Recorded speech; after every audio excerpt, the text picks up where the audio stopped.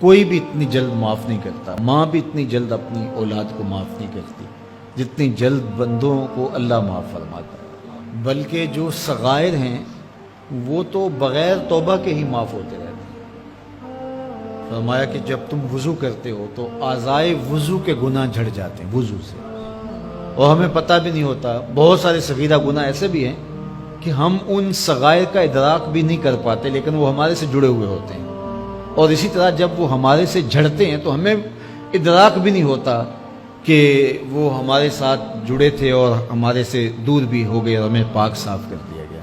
ایک نماز سے دوسری نماز تک کا وقت درمیان کے اندر ہونے والے گناہوں کا کفارہ ہے۔ ایک جمعہ دوسرے جمعے تک، ایک رمضان دوسرے رمضان تک گناہوں کا کفارہ ہے۔ تو یہ اللہ کی کرم نوازیوں کے رنگ ہے۔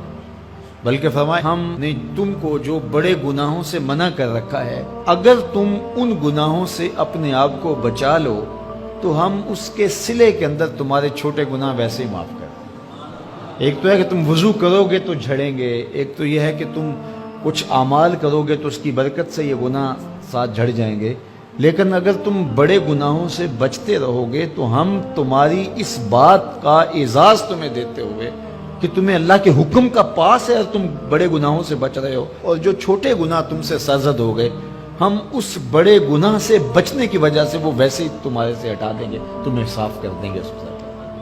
یہ کتنی کرم نوازیاں ہیں۔ اور اگر تم نیکیاں کرتے ہو تو نیکی بھی تمہارے گناہ کو مٹا دیتی ہے۔ اللہ کے محبوب علیہ السلام نے جو 3 وصیتیں کی تھی تو ان میں سے ایک وصیت یہ تھی کہ گناہ تم سے سرزد ہو جائے تو اس کے بعد تم نیکی کرو، کیوں؟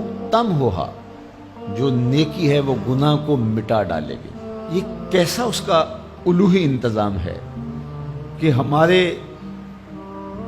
گناہوں کو مٹانے کے لیے کتنے سامان رکھیں۔ چھوٹے گناہ سرزد ہو گئے ہیں تو وضو کرنے سے، نماز ادا کرنے سے معاف ہو گئے، صدقہ کرنے سے معاف ہو گئے، کسی کو مسکرا کر ملنے سے معاف ہو گئے، رستے میں پڑی ہوئی چیز ہٹا دی تو اس سے معافی ہو گئی، دروشی پڑا تو گناہ معاف ہو گئے اور خطائیں دھل گئیں اور درجات بلند ہو گئے، اور نیکی کی تو ساتھ گناہ بھی معاف ہو گئے۔ تو باقی رہی بات کہ کبیرہ گناہ، بڑی بڑی باتیں، تو شرک سے بڑی بات تو کوئی نہیں ہے، سب سے بڑا گناہ تو شرک ہے۔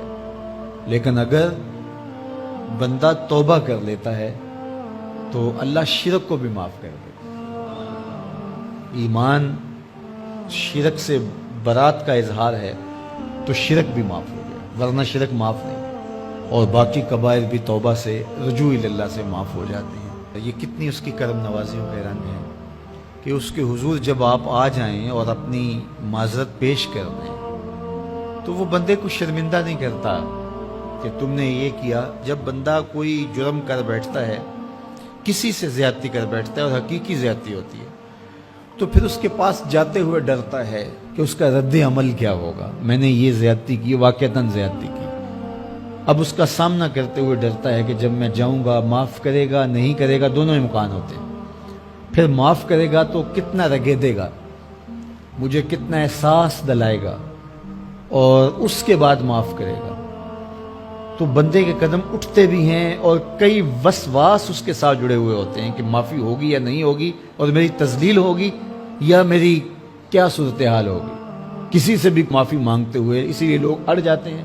بعض اوقات وہ جانتے بوجھتے ہوتے ہیں کہ ہم نے یہ زیادتی کی ہے، اپنے بھائی کا دل دکھایا ہے، حق مارا ہے، زیادتی کی ہے، لیکن وہ اس احساس سے بچنے کے لیے تو پھر آہستہ آہستہ آہستہ آہستہ وہ اس کے عادی ہو جاتے ہیں۔